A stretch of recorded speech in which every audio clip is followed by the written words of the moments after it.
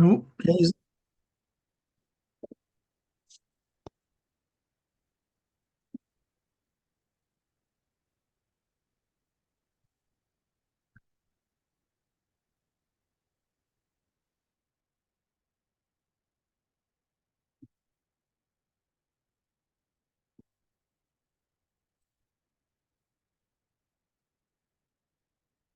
Some time ago, I published an article entitled Available Knowledge and Understanding of the War in Ukraine on a Canadian website. This talk that I am now presenting to your attention could be called exactly the same. Indeed, all my slides in this presentation point the books in which you can learn knowledge that helps you understand the war in Ukraine. My talk largely consists of reading knowledge of facts taken from these books. But I chose the title Social Orders and the War on the Territory of Ukraine, because this title reflects the main idea of this talk, namely the connection of this war with social orders of its participants. And there are three participants, as it's probably obvious to everyone now, namely Russia, Ukraine, and Western countries led by the United States. And if you ask the traditional Russian question, who is guilty? Then the superficial answer would be all three participants are to blame. However, the deeper answer is the following. The war is caused and continues due to the social orders of the three participants. Therefore, it's necessary to figure out what these orders are.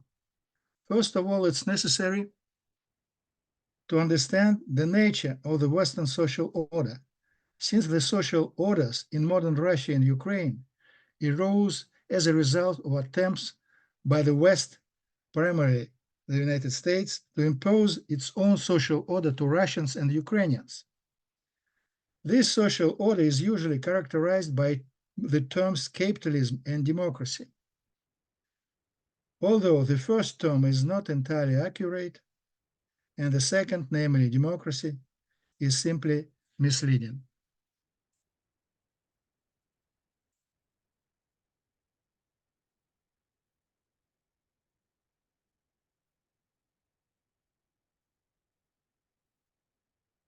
I consider social orders in the theoretical frameworks of social constructivism and historical institutionalism.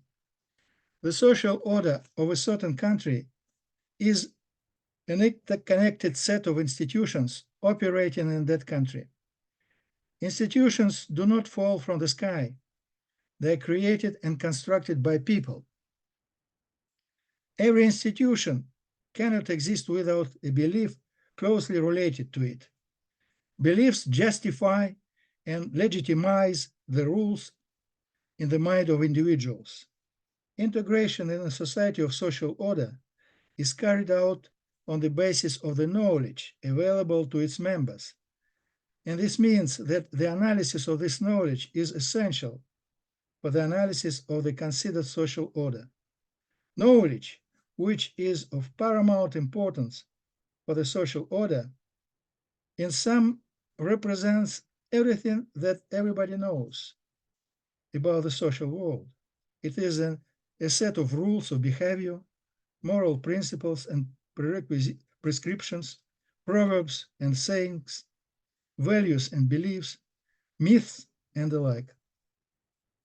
Historical institutionalism, pioneered by Harvard University professor Thaddeus Kochpel, arose as a reaction against the analysis of political life in terms of groups and against the structural functionalism that dominated political science in the 1960s and the 1970s. Historical institutionalists try to explain conflicts or the possession of resources not as confrontation of groups, but based on the fact that the institutional organization of the political community and economic structures, and to inter-conflict in such a way that some interests are preferred to the detriment of others. They believe that it is the institutional organization of the political community that is the main structuring factor of collective behavior. They consider the state not as a neutral arbiter between competing interests, but as a complex of institutions that is able to structure the nature and results of conflicts between groups.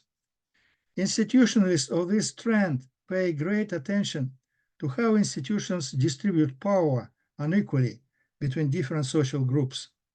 But what really makes up the specifics of historical institutionalism is its attachment to the concept of path dependence, and hence the inevitable contextuality of research.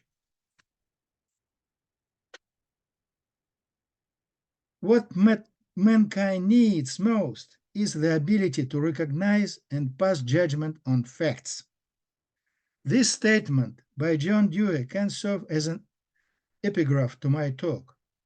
In this talk, I tried to recognize the facts and pass judgments about the war that is currently taking place on the territory of Ukraine. A fairly large number of authors helped me in this, who perhaps unknowingly followed John Dewey's methodology, and one way or another presented and analyzed the facts in their books. A large part of my talk will be a reading or quotations from these books.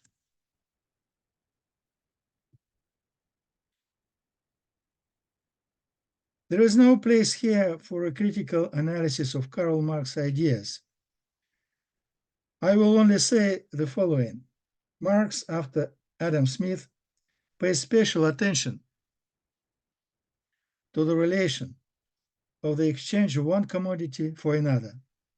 But this relation is largely a purely theoretical construct, since the research of anthropologists, as David Graeber said, shows that the barter economy has never existed anywhere. But from this relation of exchange of commodities, also following Smith, Marx explains the origin of money, and then, without Smith, characterizes the transformation of money into capital. He then comes to his ultimate goal, namely to show the content of exploitation of wage workers by their capitalist employers by appropriation of surplus value. If we abandon this far-fetched construction of barter exchange, then the theoretical construction carried out in the first volume of Capital collapses. It would be more correct to criticize modern capitalism, in which money is the main source of power, not on the basis of concept of exploitation, but on the basis of the concept of power. The excessive power of the rich, the abuse of this power, is the main political problem of the modern West. In this sense, Western and not Western countries require similar institutional changes, namely real democratization, going far beyond the framework of a representative electoral system.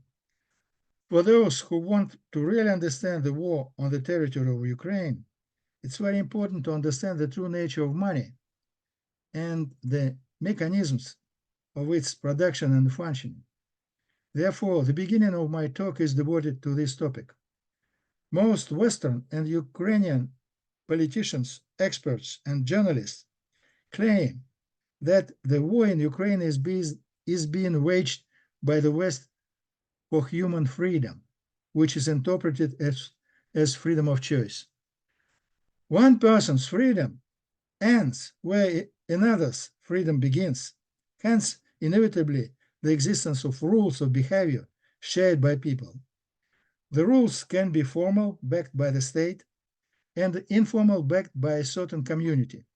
Society is a large community. One part of the informal rules is usually called morality. The set of rules in force in a society determines its social order. The social order fixes the relations of power. In the social orders operating in Western countries, money is the most important source of power.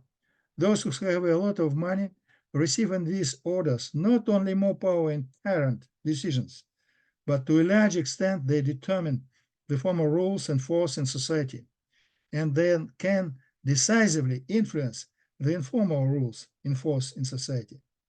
So we will start with the examination of money.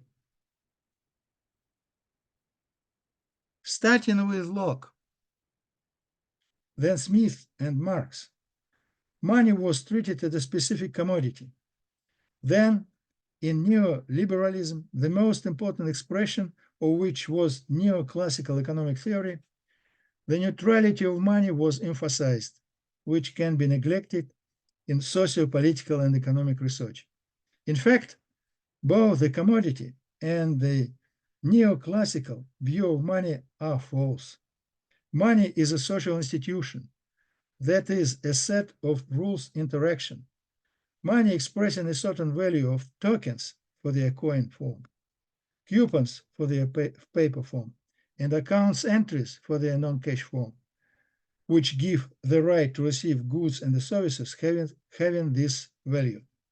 This right stems not from the fact that money, including coins made of precious metals, have some kind of substance of their own with intrinsic value, but from the fact that it is fixed in the rules of the functioning of monetary system as a social institution. These rules are supported by the authority of the state, including its ability to use force, on whose territory money of a certain monetary system is issued.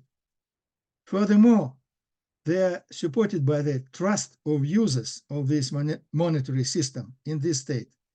These rules are fixed by habit and the belief in the purchasing and paying power of money in this monetary system.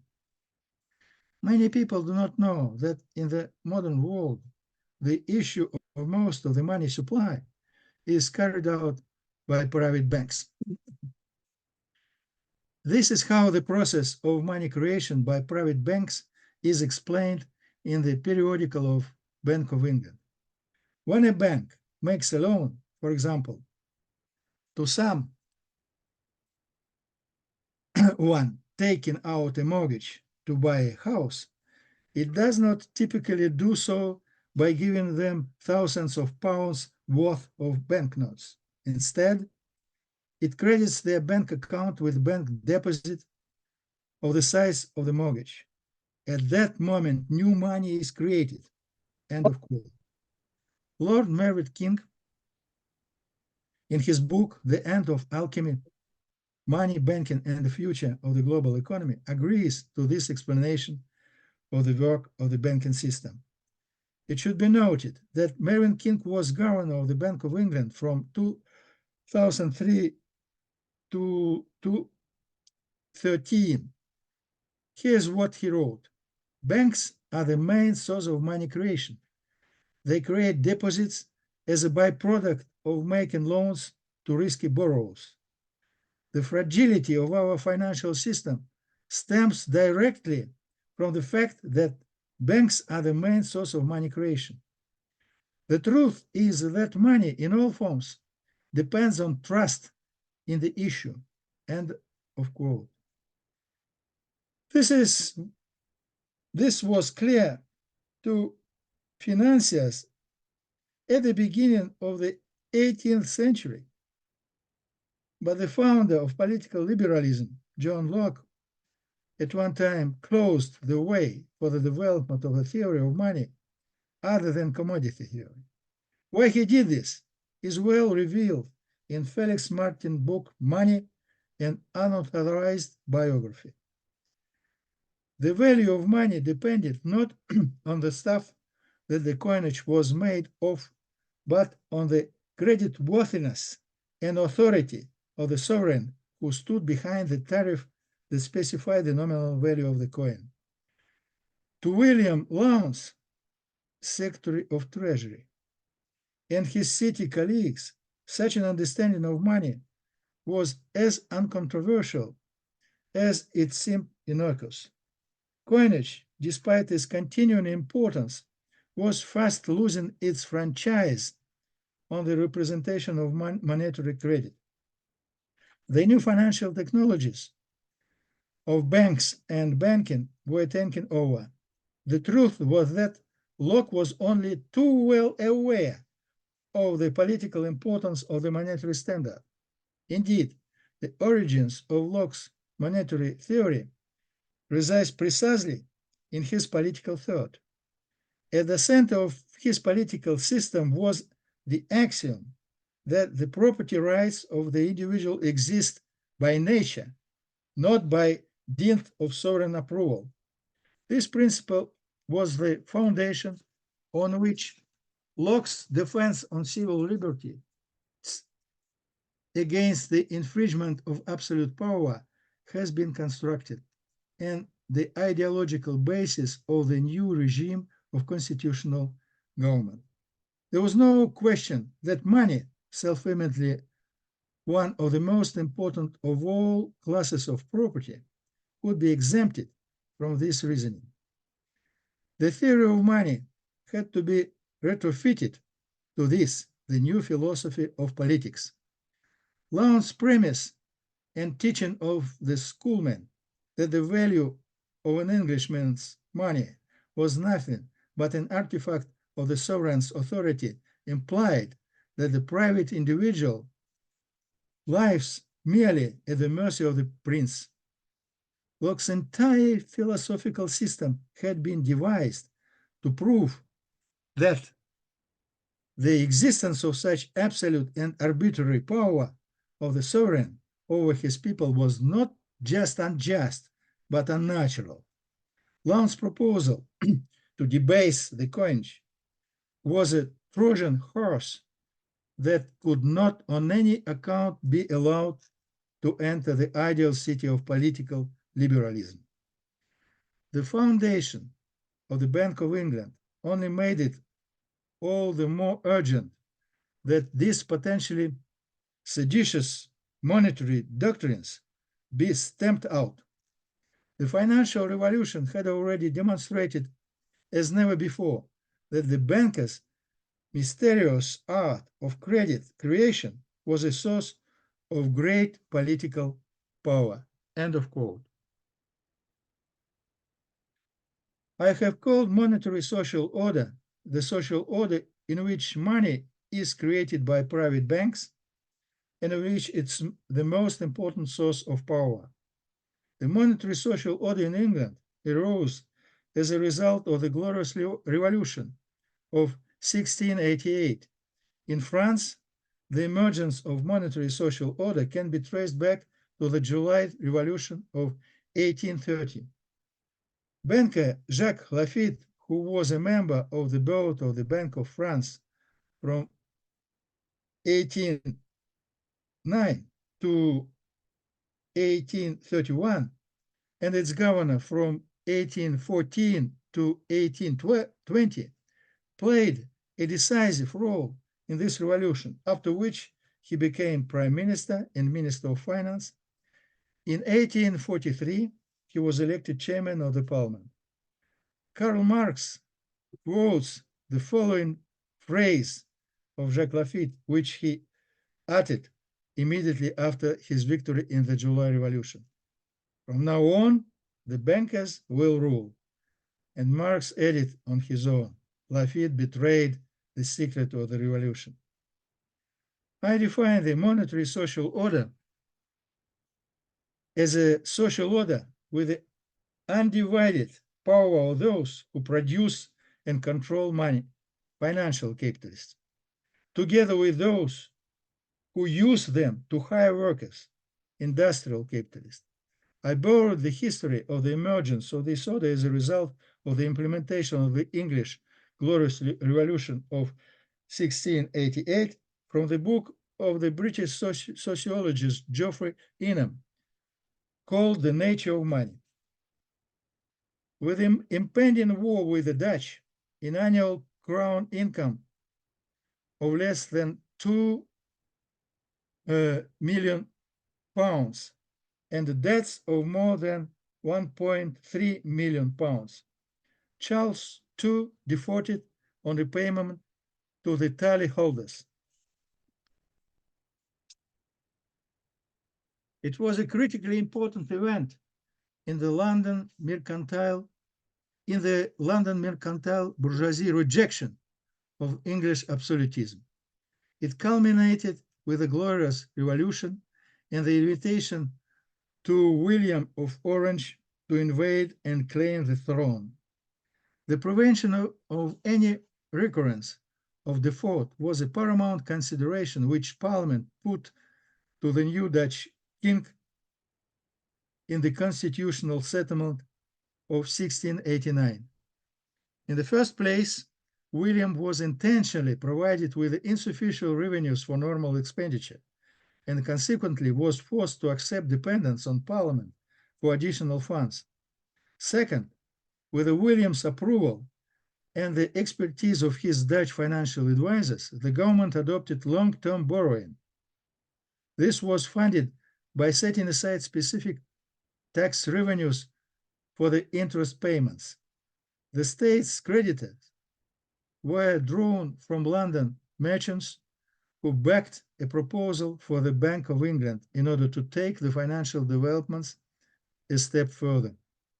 They provided 1.2 million pounds for the bank's stock, which was then loaned to the king and his government at 8% interest, which in turn was funded by hypothetical customs and excise revenues.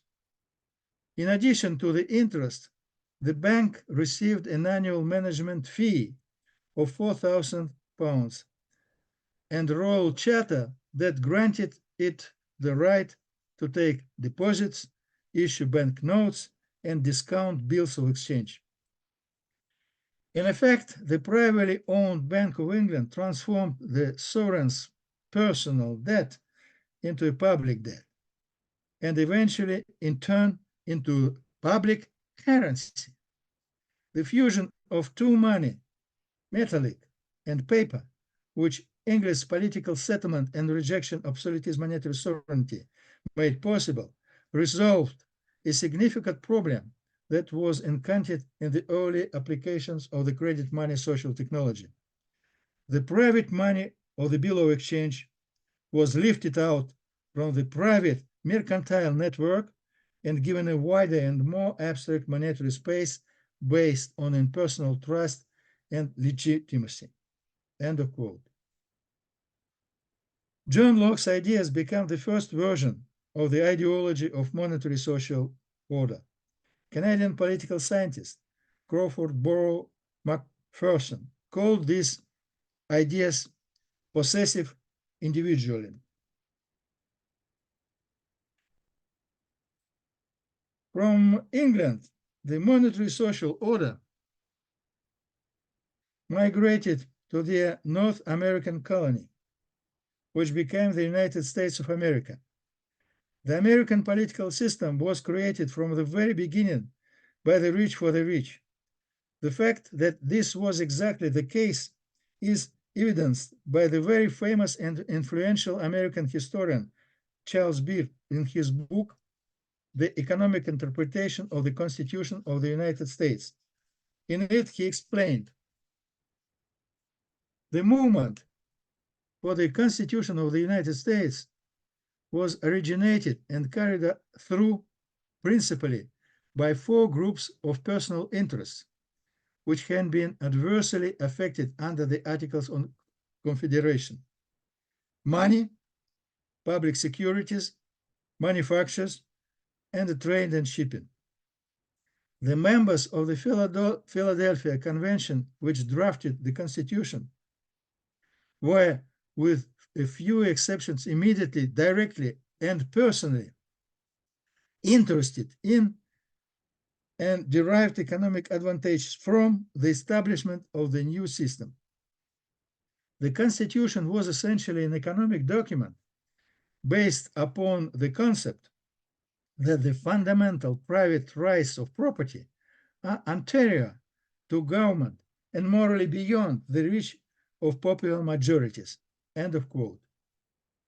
Modern American legal scholars Joseph Fishkin and William Fortbart, in their recent book, The Anti-Oligarchic Constitution, argue that oligarchy poses a threat to the American Republic when too much economic and political power is concentrated in the hands of too few people.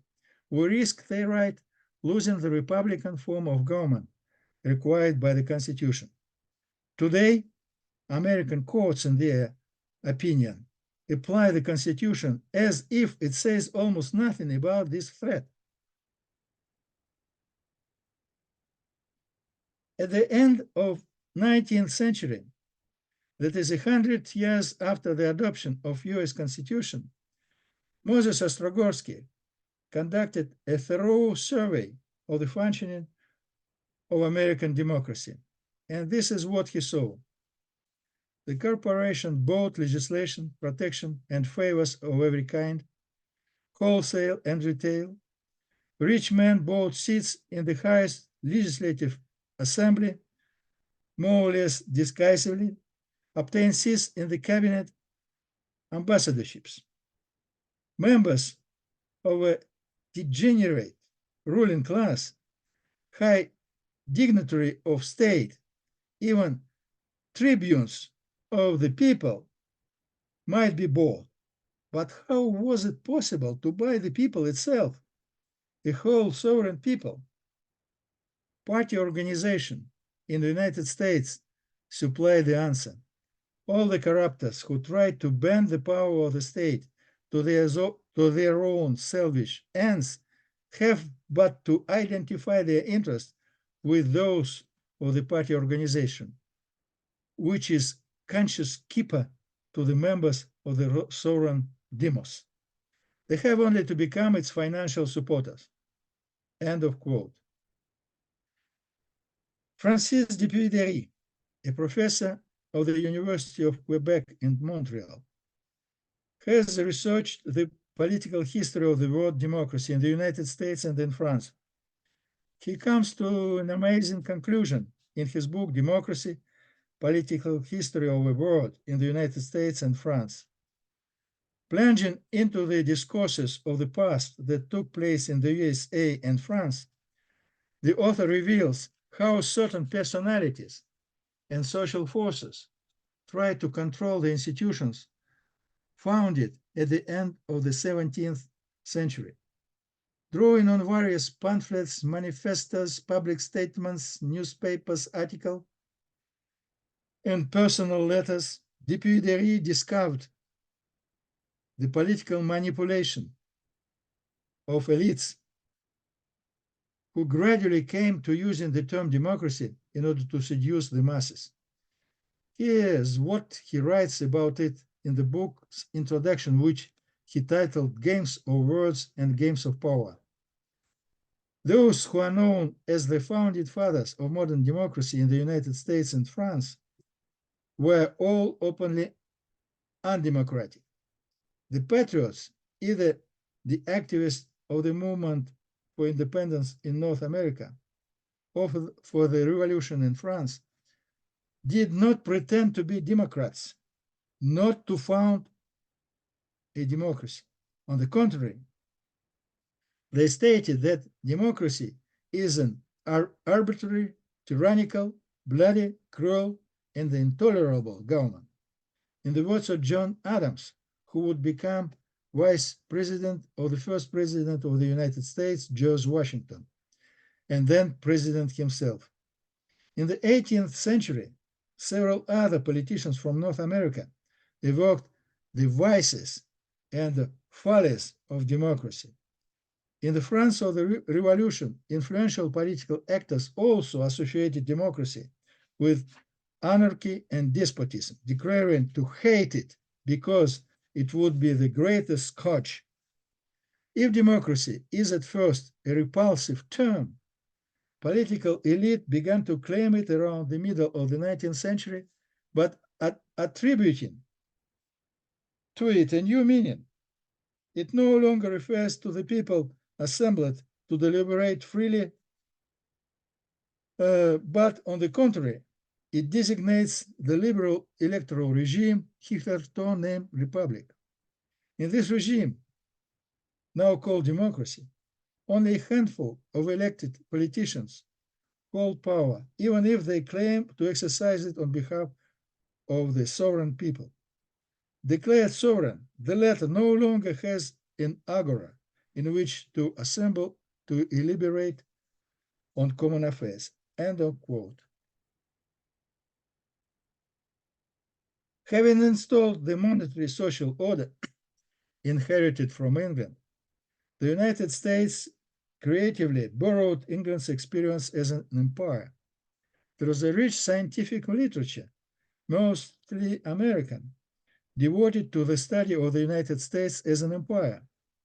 In my opinion, the most comprehensive study in this area is the book Power, Profit, and Prestige, The History of American Imperial Expansion by Philip Golub, an American political scientist, political philosopher, and specialist in international relations, professor at the American University in Paris.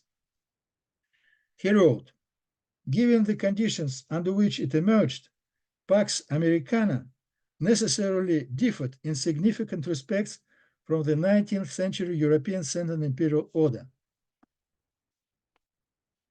The overriding need to restore the capitalist world economy and the related effort to contain the USSR and inhibit revolution in Europe and the colonial areas made for a new kind of global empire, which had no need for extensive territorial commitments.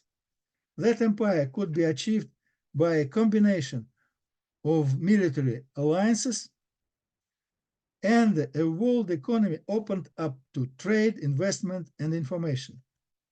While functionally distinct, security and economic institutions erected in the aftermath of the war became interlaced parts of a single system of power that was consolidated by the Cold War and the strategy of global containment.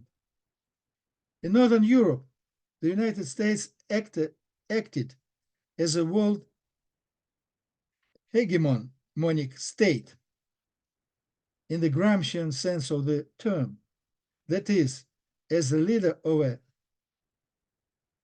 coalition of states whose ruling elites shared fundamental interests with US, reviving the liberal economy, attenuating class struggle, and containing the Soviet Union, and which in the main recognized the US as a legitimate source of authority.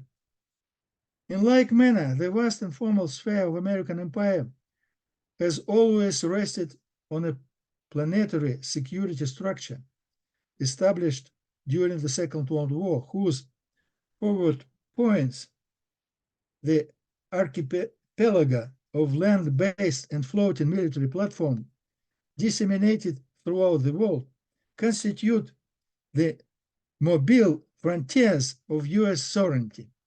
These platforms can and should be understood as the territorialist modes of empire. The potential and often actualized violence of the security structure secures the widest informal sphere and allows the US, in the words of a former Pentagon official, to move the international order in a favorable direction. End of quote.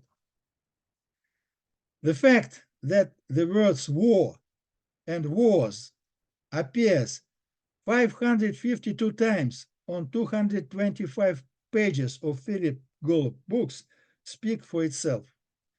The author of several books about the United States as an empire, Andrew Basevich, emeritus professor of international relations and history at Boston University and retired colonel of the US Armed Forces, even gave the subtitle American Path to Permanent War to his book Washington rules. The USA has actually turned into war state. In 1961, President Dwight Eisenhower issued a dire warning to the country about what he called a threat to democratic government. This threat came, in his opinion, from the military-industrial complex, the formidable union of the defense industry and the armed forces. Both the military-industrial complex and the current American elite arose during the Cold War. And after its completion, although the need for NATO seemed to disappear due to the disappearance of the Soviet Union, the United States continued to contribute to the survival of this organization. The monetary social order, which was initiated by the Glorious Revolution in England, required an ideological justification, the initial version of which was given by John Locke. Over the course of 3 centuries, an ideology justifying the monetary social order has developed, but preserving its Lockean core of possessive individualism. If the justification of the monarchical system was religion with its divine origin of the monarch's power, which Locke opposed, then a Dunham-Smith ideology, which essentially justified and at the same time canceled the power of money, God was already only implicitly present in the form of an invisible hand. Religion was replaced by the economic discipline that was taught in university, which institutionally replaced the church in this area. As Marion Fourcade, professor of sociology at Berkeley University, wrote in her book, Economist and Society, Discipline and Profession in the United States, Britain and France, 1819s to 1990s. By and large, the purpose of higher education in pre-Civil War America was to teach religious piety and discipline. University leaders, presidents, and boards alike often favored them as secular substitutes for religion, and saw in them a continuation of the old causes and moral philosophy. End of quote. This vision of economics is not unique to the past. Some modern economists, including James Buchanan, a Nobel Prize laureate in economics, openly calls on the community of academic economists to help create a civic religion. He indicated in a book he co-authored. This book is an expression of the hope that a new civic religion is on the way of being born, a civic religion that will return in part to the skepticism of the 18th century concerning politics and government, and that quite gradually will concentrate our attention on the rules that constrain governments rather than on innovations that justify even expanding political intrusions into the lives of citizens. Our normative role as social philosophers is to shape this civic religion, surely a challenge sufficient to us all. End of quote. In fact, neoliberalism is such a religion. And although neoliberalism as an ideology was born geographically in Europe, it was the Americans, starting with Walter Lippmann, who participated in a seminar held in Paris in 1938, named in his honor, and ending with Milton Friedman through his participation in the activities of the Mont Pelerin Society, who gave this ideology the look that was implemented in practice by Margaret Thatcher and Ronald Reagan. Now, the ideology of neoliberalism is successfully imposed to society through university economics education, and it often dresses in rather intricate mathematical clothes. Economics teachers sometimes do not realize that they teach the ideology of neoliberalism and are essentially theologians of a certain civil religion. The post-war American empire needed not only the ideology of neoliberalism, but also its complement, which would justify its foreign policy course. And such an ideology appeared in the form of American neoconservatism. Here is what Robert Kagan, one of the neoconservatism scholars, wrote in his book with a very telling title, The World America Made. Since the late 19th century, when the United States became a world power, Americans have used force dozens of times, and rarely because they had no choice. Far more than any other democratic people in the world, today, Americans see war as legitimate, even essential tool of foreign policy. End of quote. In his other book, Of Paradise and Power, America and Europe in the New World Order, Kagan expresses himself even more definitely. Americans generally see the world divided between good and evil, between friends and enemies, while Europeans see a more complex picture. When confronting real or potential adversaries, Americans generally favor policies of coercion rather than persuasion, emphasizing punitive sanctions over inducement to better behavior, the stick over the carrot. Americans increasingly tend toward unilateralism in international affairs. They are less inclined to act through international institutions, such as the United Nations, less likely to work cooperatively with other nations to pursue common goals, more skeptical about international law, and more willing to operate outside its strictures when they deem it's necessary or even merely useful. End of quote.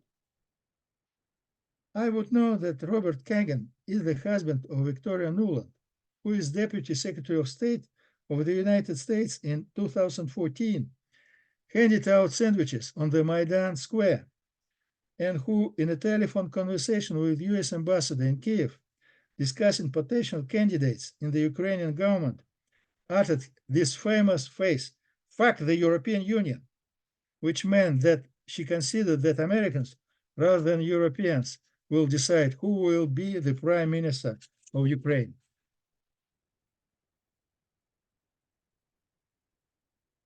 The most important participants of the Cold War on both sides were the special services, the CIA in the USA and KGB in the USSR.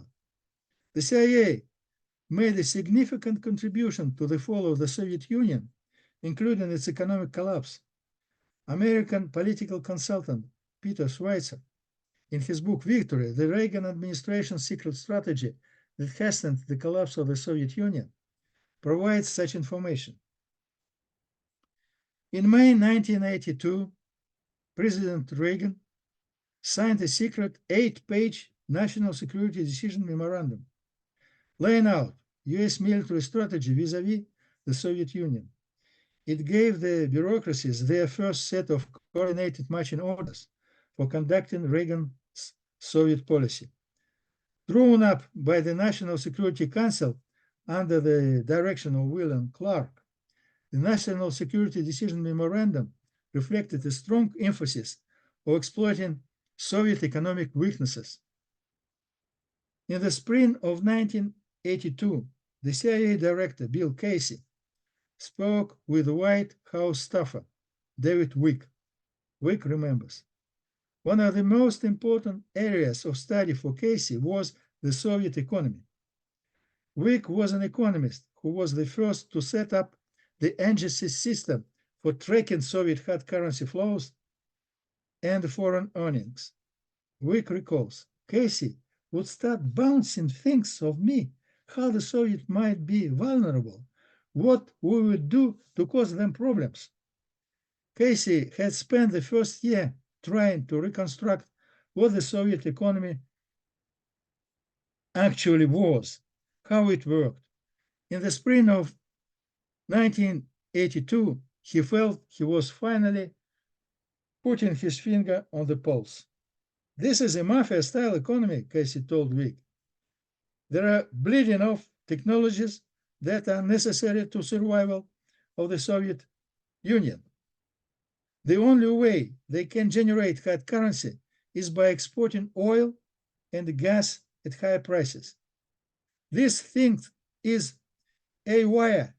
If we play our cards right, it's going to implode. And he did play his cards right by going in September to Saudi Arabia to meet with King Fahd. Finally, Casey succeeded to convince the Saudi to lower the oil prices. The United States influenced the USSR not only through the CIA, but also through International Monetary Fund. The heads of states and government of the G7 during the Houston summit in July 1990 commissioned to this organization a study of the Soviet economy. In December 1990, a summary of the report and the recommendations were transmitted to the summit participants, and in January 1991, the full text of the report was published under the title, A Study of the Soviet Economy. Important ways to promote the imperial power of the United States to other countries is to tame the elites of these countries and to influence of these elites by Western consultants. This method of imposing American hegemony was applied to Russia in the most active way. In 1990, Igor Gaidar headed the Institute of Economic Policy at the Academy of National Economy of the USSR. In the same year, I became a professor at the Department of Agribusiness at the same academy. One day in early 1991, I went to Gaidar and saw the book, A Study of the Soviet Economy, on his desk. I asked him to let me read it. I can lend it to you, he told me, just for today. I am working on it. The contents of this book became less than a year later the adopted reform program that received his name.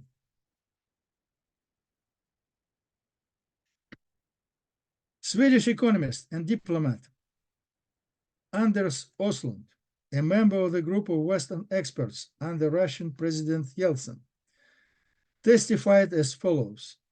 Originally, Gaidar did not even envision full liberalization and stabilization before Russia introduced its own independent currency, which reckoned would require a minimum of 9 months of technical preparation. The unofficial working document prepared by the Gaidar team proposed a gradual stabilization and liberalization package to be implemented in 1 year.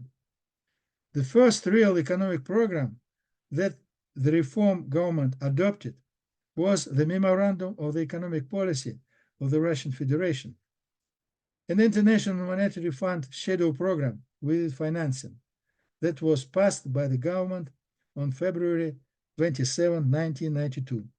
This shadow program was taken from the book I borrowed from Gaidar.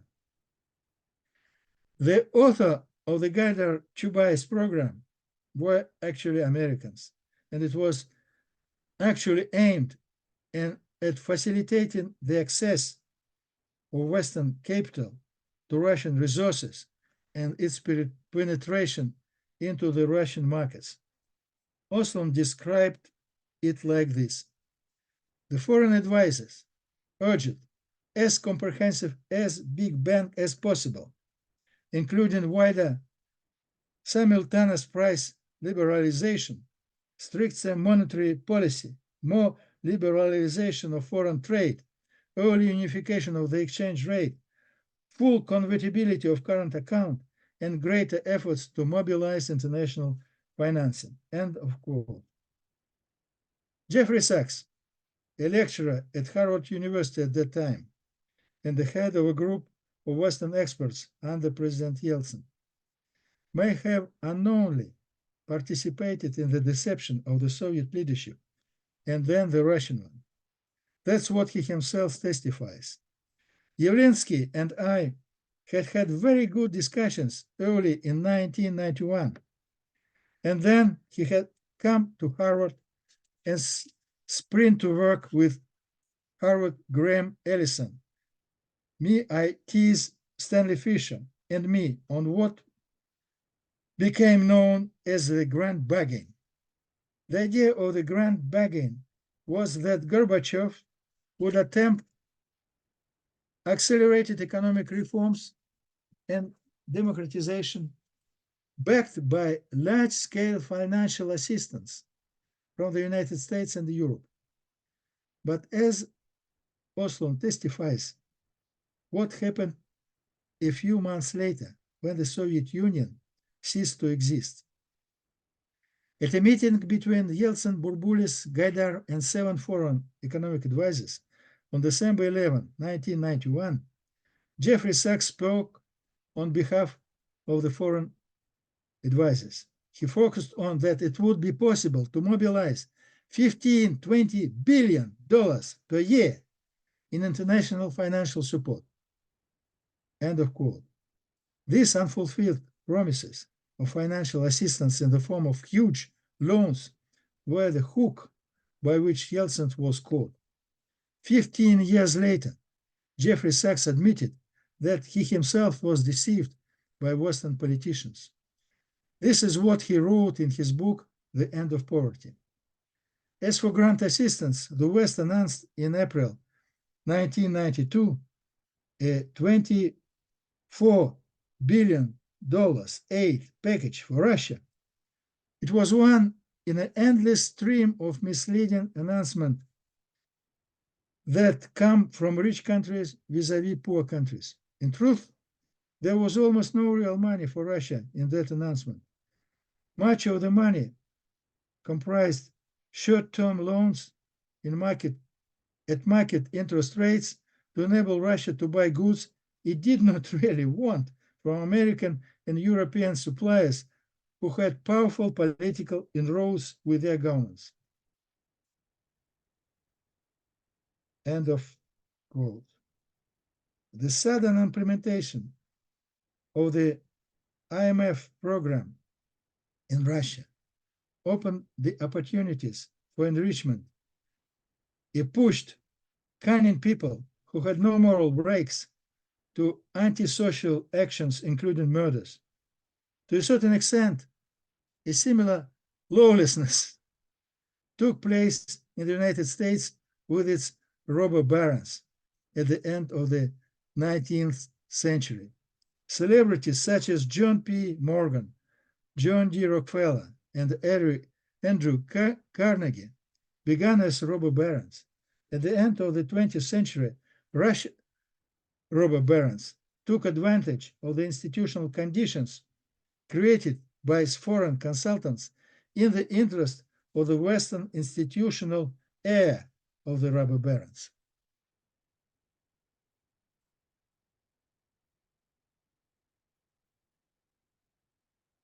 After becoming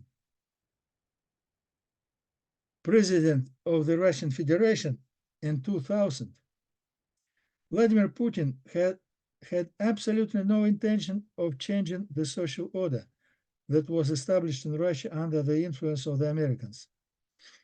Putin enjoyed talking with the heads of Western countries and governments during the G8 meetings and was even going to have Russia to join NATO. However, he quickly discovered his subordinate role in this team, a role that did not satisfy him very much. Putin publicly expressed his disagreement with the existence of a unipolar world in his famous Munich speech in 2007. He was also not satisfied with the possibility of free, uncontrolled by him, penetration of Western capital into Russian oil reserves. American analyst Martin Katusa wrote about this in his book, The Cold War, How the Global Energy Trade Slipped from America's Grasp. Because of their importance, energy companies could not be allowed to fall under the control of foreign investors, no matter what. Even domestic private owners would have to answer to the state, or more to the point, to Putin. End of quote.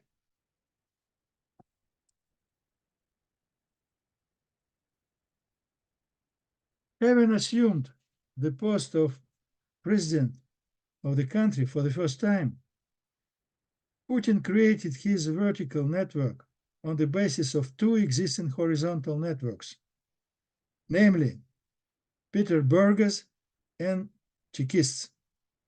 And the second network became, in a certain sense, the backbone of the system.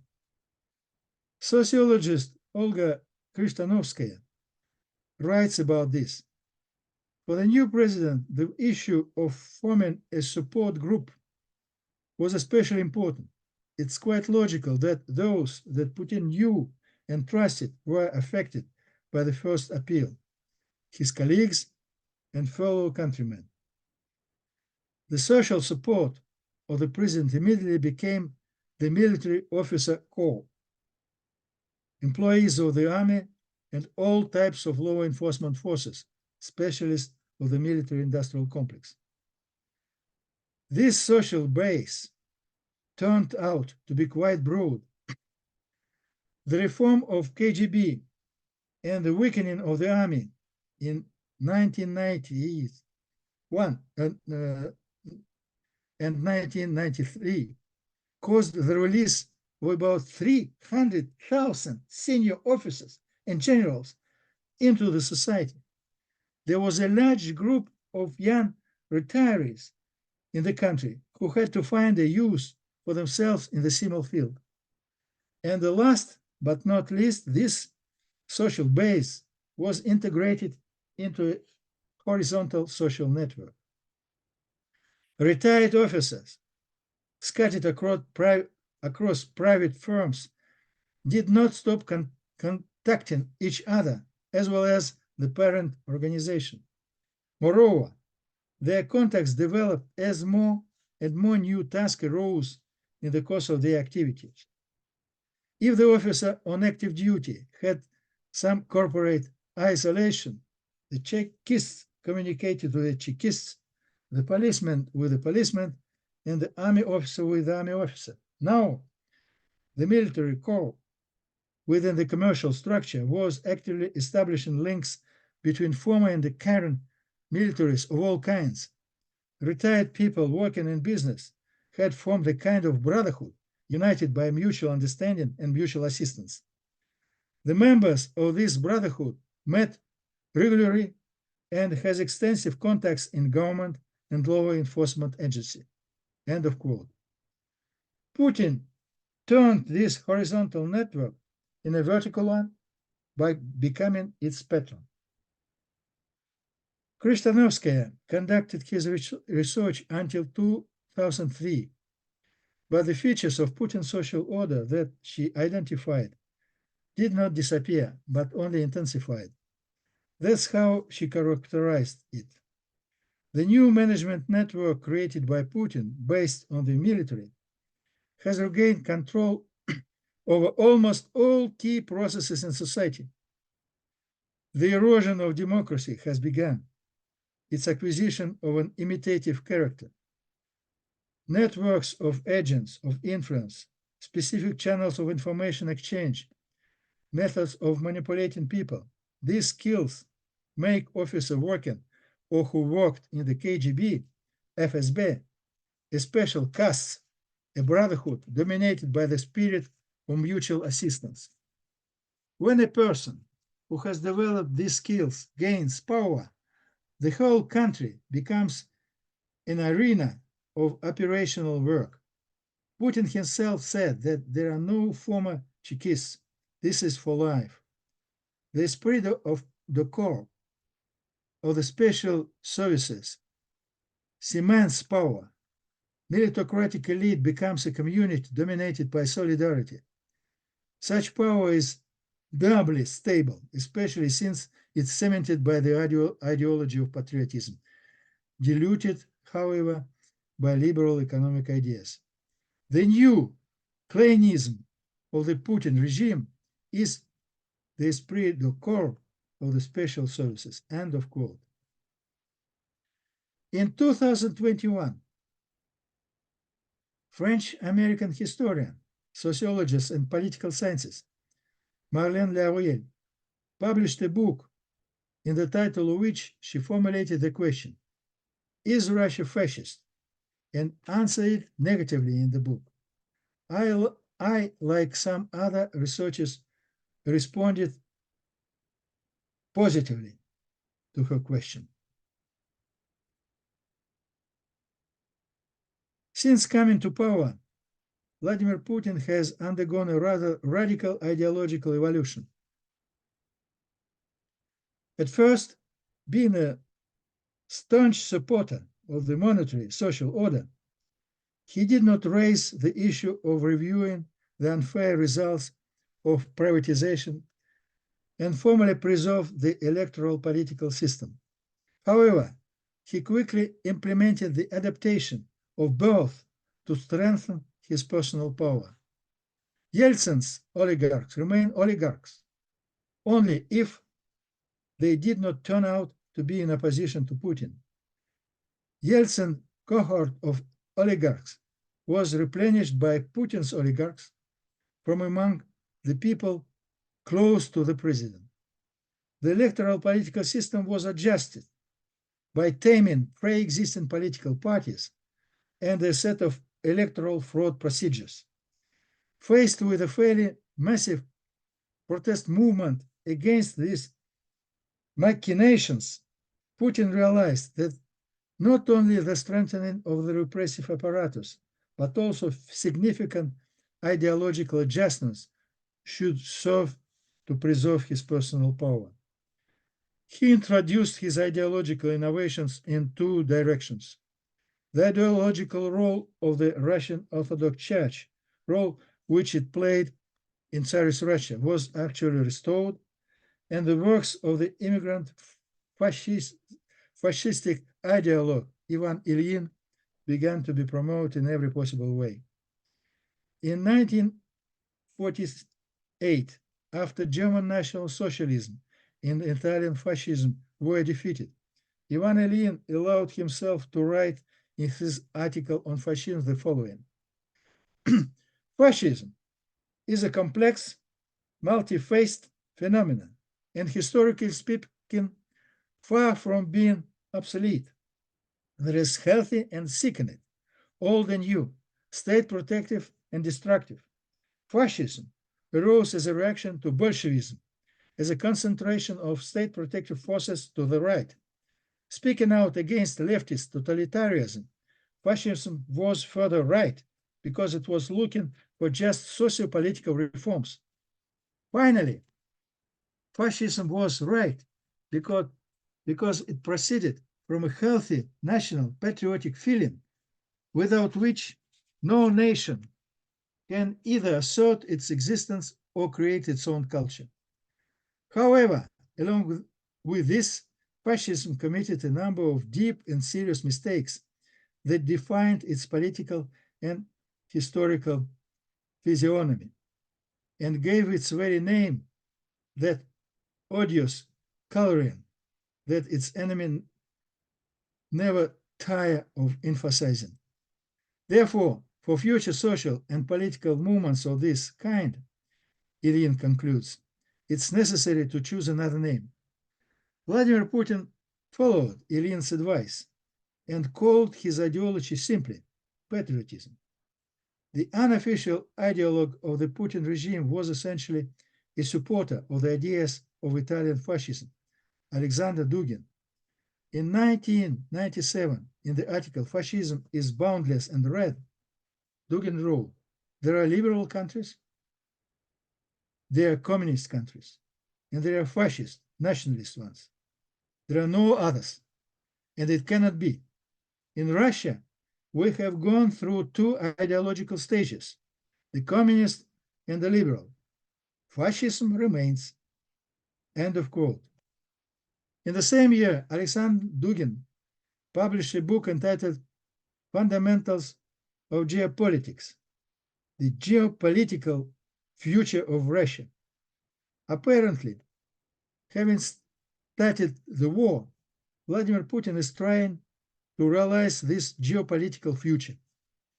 Two sections of this book, called The Problem of Sovereign Ukraine and the Geopolitical Decomposition of Ukraine, can be considered as an ideological justification for the future war, called by Putin's special military operation. Vladimir Putin often uses the term Eurasian in his articles and speeches, but constantly emphasizes the idea born in Tsarist Russia about the origin of Moscow state from the state that existed in Kievan Rus. As it's known, the founder of Eurasianism as an ideological post-revolutionary trend, Nikolai Trubetskoy, did not agree with this interpretation of the emergence of the Russian state.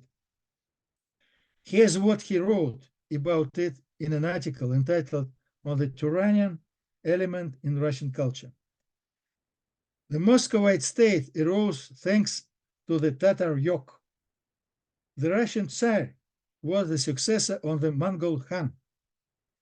The triumph over the Tatar yoke boiled down to a replacement of the Tatar Khan with the Orthodox Tsar and to the transfer of the Khan's headquarters to Moscow.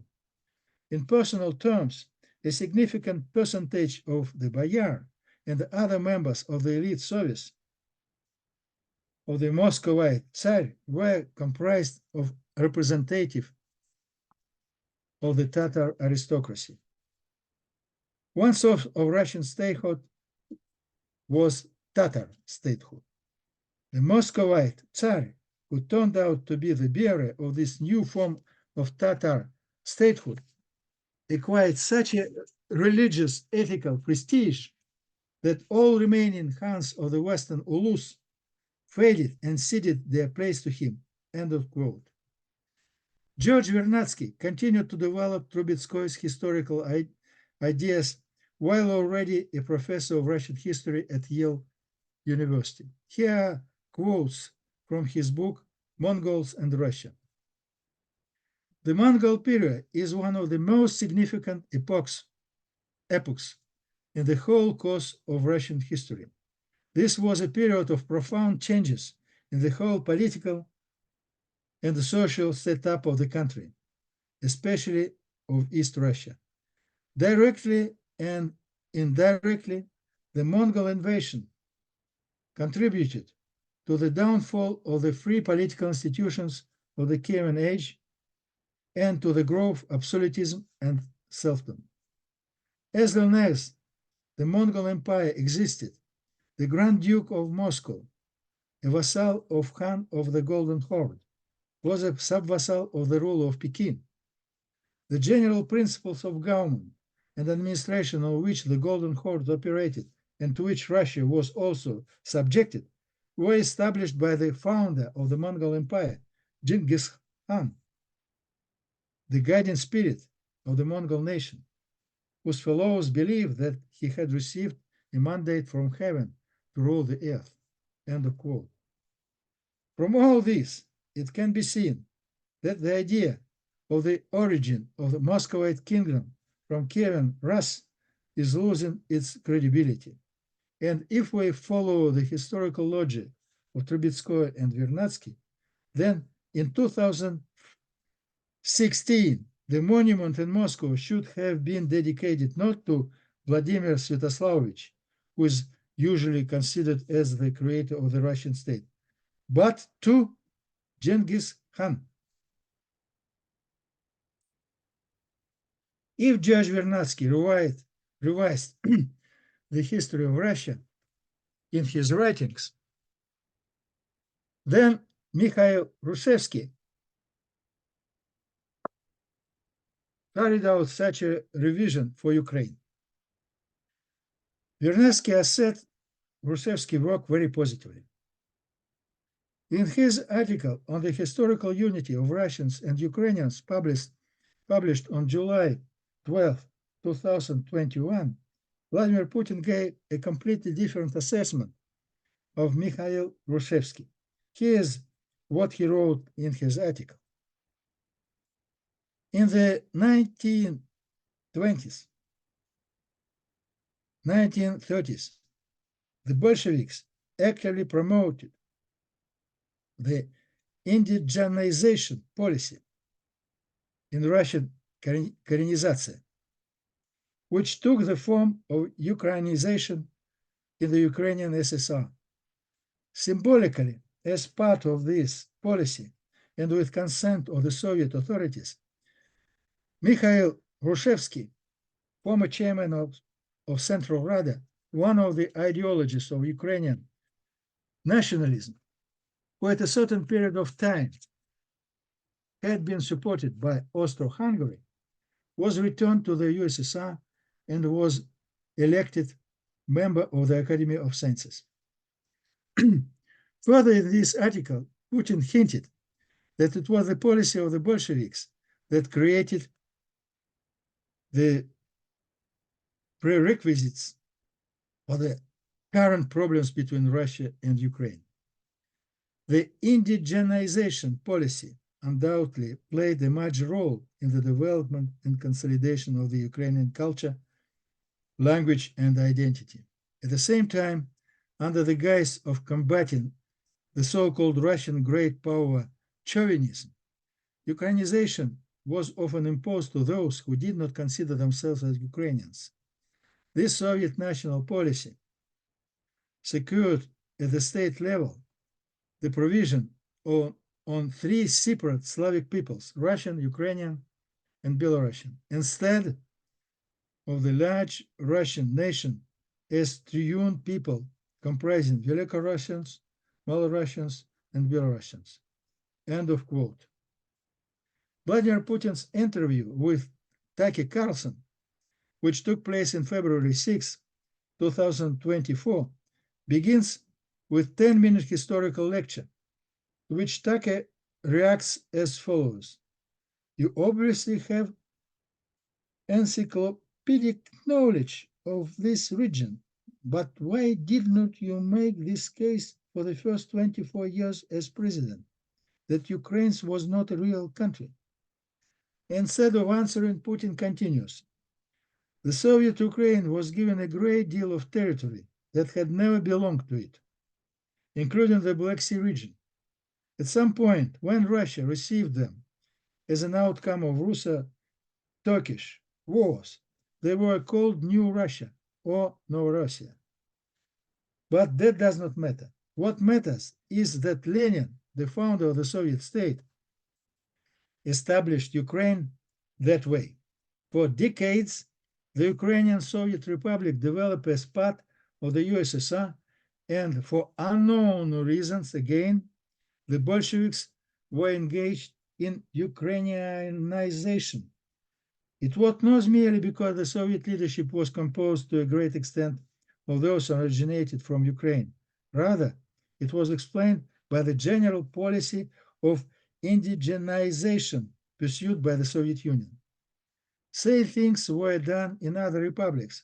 This involved promoting national languages and national cultures, which is not bad in principle.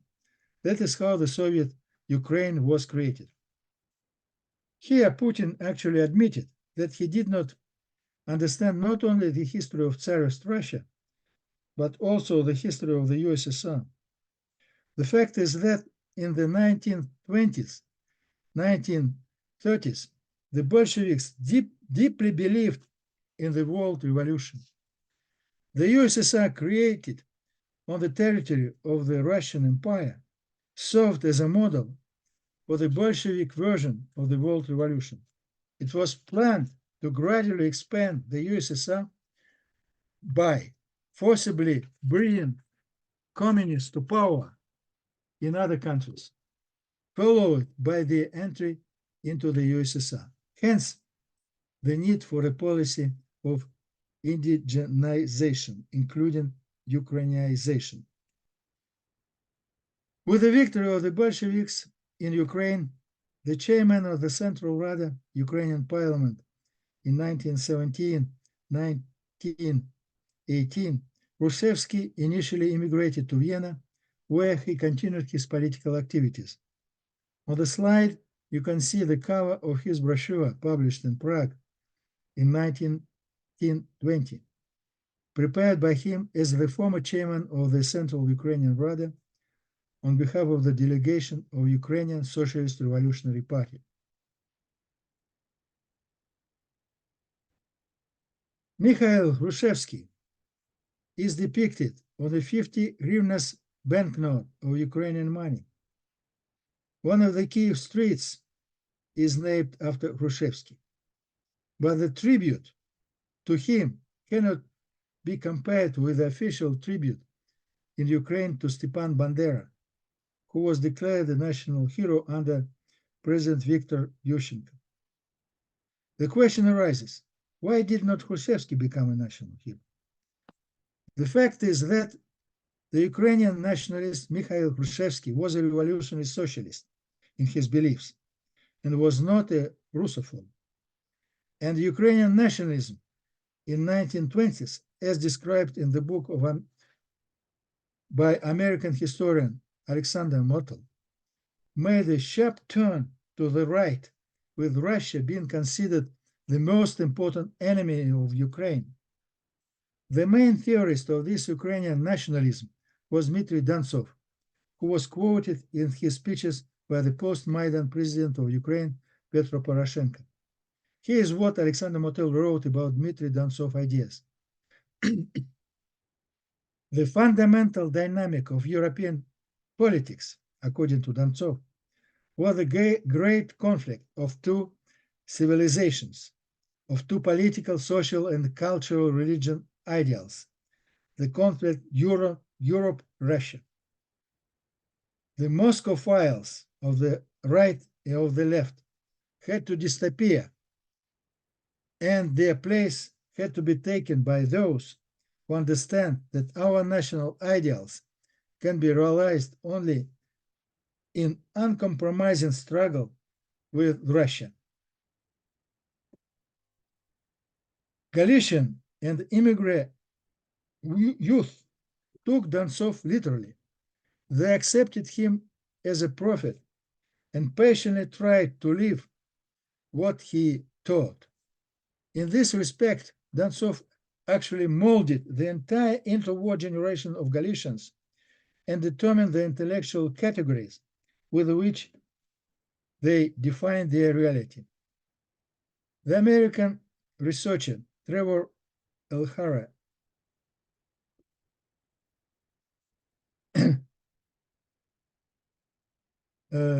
written a book, Ukrainian Nationalism in an Age of Extremes, in the intellectual biography of Dmitry Dontsov. In this book, he characterized Dontsov's ideology as follows. It bears at minimum a family resemblance to Italian fascism, sharing features commonly included in academic definitions of generic fascism, end of quote. The founder of the modern right-wing extremist Ukrainian movement, Right Sector, Dmitry Yarosh, in his book, The Ukrainian Revolution of the 21st Century, followed the ideology of Dontsov. On this slide, you can see the covers of two books. The author of the book on the left, Ukrainians of Chicagoland, is Myron Kuropas. born in Chicago in 1932, an active member of U.S. Republican Party. He was an aide to President Gerald Ford and Senator Robert Doyle. Since 1978, he has been the Supreme Vice President of the Ukrainian National Association. The author of the book on the right, in the maelstrom of events, the Waffen-SS Galicia Division and its legacy, which has 423 pages, is Miroslav Shkandry, a professor emeritus at the University of Manitoba in Canada. By the way, a son of a veteran of this division. Now, I will read out some excerpts from the left book. Immigrants from what is today Ukraine have lived in the Chicago land since the late 1880s. Many new immigrants were keenly aware of their ethno-national heritage. Their goal was to find a job, preserve their heritage, and to keep the hope of resurrected Ukrainian nation-state alive. A mass immigration began after World War II. Ukrainian immigrants left their homes and fled west ahead of the retreating German army in 1943. When the war ended, they found themselves in Germany and Austria as displaced persons. Parents of Katerina Yushchenko, born Chumachenko, former First Lady of Ukraine, were such displaced persons. Kuropas described the story of Katerina Chumachenko. Born in Chicago, she completed a Bachelor of Science in International Economics at Georgetown University and became the director of the Ukrainian National Information Service of the Ukrainian Congress Committee. In 1986, she received a master's degree in international finance and public nonprofit management from the University of Chicago. Later, up to 1991, she worked in the US State Department, the White House Office of Public Liaison, and the US Treasury Department. From 1991 to 1933, she served as co-founder and vice president of US-Ukraine Foundation and directed the Philip Orlik Institute in Kyiv. She met Viktor Yushchenko, future president of Ukraine, in 1993. She became a citizen of Ukraine in 2005. End of quote. The Ukrainian National Review quotes the First Lady as saying about her work in the White House. The Reagan years were a very special time for us, she says, because there was such an emphasis on freedom and democracy around the world. It was such an amazing time, she said. I remember telling my friends afterwards, my life will never be as great as this year I have just spent in the Reagan White House. The Ukrainian newspaper, Ukraine's Global Voice, indicated on Katerina Yushchenko in Ukraine following.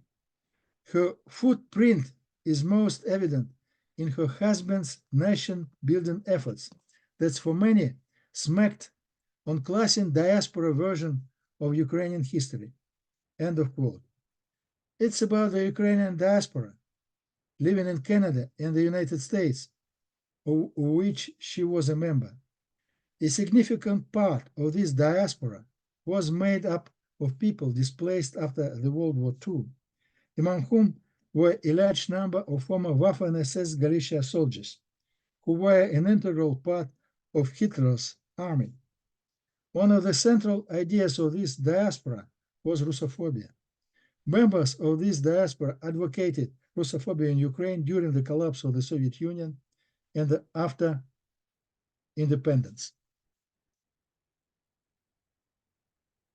The German-Polish historian Grzegorz Rosalinski-Liba is the author of a scientific biography of Stepan Bandera. His book has been published in English, German, Polish, Ukrainian, and Russian. The assessment of Bandera in this book is largely visible from its subtitle, Fascism, Genocide, and Cult. Grzegorz Rosalinski-Liba tells in his book that Petro Marchuk, Bandera's first hagiographer, was a member of the organization of Ukrainian nationalists affiliated to Bandera, and prior to the Second World War, head of a division of the propaganda apparatus. After the Second World War, Marchuk stayed in displaced persons camps until 1950, when he settled in the United States. He wrote a number of publications on Ukrainian nationalism, and his works had a significant influence on the way the Ukrainian diaspora understood the organization of Ukrainian nationalists, the Ukrainian insurgent army, and Ukrainian nationalism in general. After the collapse of the Soviet Union, many of Marchuk's publications were republished in Ukraine. They were regarded as important academic and reliable works. Although some of Marchuk's publications were fabricated, several of them contained valuable facts, but leave out even more and introduce false information. The main aim of these writings was to provide the far-right narrative with credibility and to fortify the far-wing diaspora communities in their politicized self-understanding. Marchuk stated that he was writing the biography in the genre of hagiography, in Ukrainian «життя святых». The revival of the Bandera cult in the post-Ukraine can actually enchant and confuse a large part of a society, including even the most critical, reasonable, and rational intellectuals. Bandera cult in post-Soviet Ukraine took many more varied forms than it had in the diaspora during the Cold War. In post-Soviet Ukraine, the cult was popularized by politics, historiography, museums, novels, movies, monuments, street names, political events, music festivals, pubs, food, stamps, talk shows, and other means. End of quote. The radical right-wing part of the Ukrainian diaspora has also made a practical contribution to radicalization of the post-Soviet historical discourse. How this false historical discourse was picked up by the academic circles of Ukraine is described Professor of the Sorbonne Delphine Bechtel. She wrote that young nationalist researchers were active in this revision of history. The result of this historiography in the pay of state institutions carried out by dint of falsifications allows a small group of forgers of history carried directly by the Secret Service of Ukraine, deliberately ignoring international research, to whitewash their controversial heroes. Italian researcher Marco Fratelli has published a book about Bandera, the title of which speaks for itself, Criminal Hero.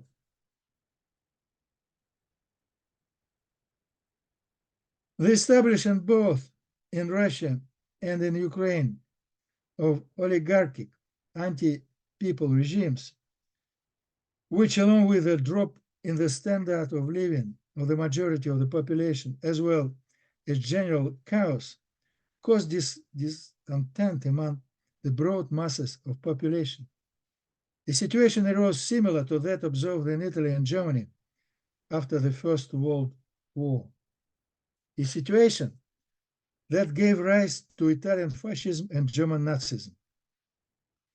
Both in post-Soviet Russia and in Ukraine, there were leaders who managed to mobilize a small part of the youth on the basis of fascist and Nazi ideas. But the fates of both these leaders and their supporters in these two countries turned out to be completely different. In Russia, protests by neo-fascist youth were quickly suppressed by Putin's security forces. And the attempt to create paramilitary fascist formations ended with the imprisonment of their leaders, Eduard Limonov. The Russian fascist theorist Alexander Dugin, who stood with Limonov at the origins of the fascist political party of National Bolsheviks, was dismissed from Moscow State University under the pressure from public opinion. Faced with neoliberal protest movements, also suppressed by the security forces, Putin decided to protect himself and his regime, on the one hand, by strengthening his own security in the form of the National Guard, and on the other hand, by making a radical ideological turn. At the beginning of his reign, Putin had great respect for ideas of neoliberalism, as was a supporter of close cooperation with the United States. But when faced with the implementation of the ideas of American neoconservatives in relation to Russia, he gradually came to transform many of the Dugin's ideas into the framework of the state Russian ideology. Eduard Limonov, whose real name is Salenko, spent his early years in Kharkiv. By a curious coincidence, Andrei Beletsky, also from Kharkiv, became a Ukrainian far-right leader. If Limonov, disappointed with his life as a poor immigrant in the United States, got acquainted with the fascist ideas from Mussolini's biography, then Beletsky had the opportunity to master the Ukrainian version of Nazism, fascism from the works of such theorists of Ukrainian nationalism as Dmitry Dontsov, Nikolai Skiborsky, and Yuri Lipa. In an interview, Beletsky indicated that he considered the first a classic, the second an important practitioner, but prefers the third. It can be assumed that Beletsky is influenced by Lipa's article, The Ukrainian Race. Here is what Beletsky wrote in 2007. In addition to the issue of purity, we must also pay attention to the issue of the fullness of the race. Ukrainians are a part and one of the largest and the highest quality of the European white race. The race is the creator of a great civilization, the highest human achievements. The historical mission of our nation in this crucial century is to head and lead the white peoples of the whole world in the last crusade for their existence. A campaign against Semitic-led subhumanity. End of quote. Having led the Patriots of Ukraine's group at that time, Beletsky used its members for a number of violent actions, including in favor of the oligarch Arsen Avakov, who was at that time the head of the Kharkiv regional administration. After becoming Minister of Internal Affairs after Maidan, Avakov gave a green light to the neo-Nazi movement led by Beletsky, which later became known as Azov. 2 books have already been devoted to this movement. The author of one of them is a Canadian. The other is a Frenchman. The Canadian Michael Colborne book, From the Fires of War, Ukraine's Azov Movement and the Global Far Right, is of much higher quality.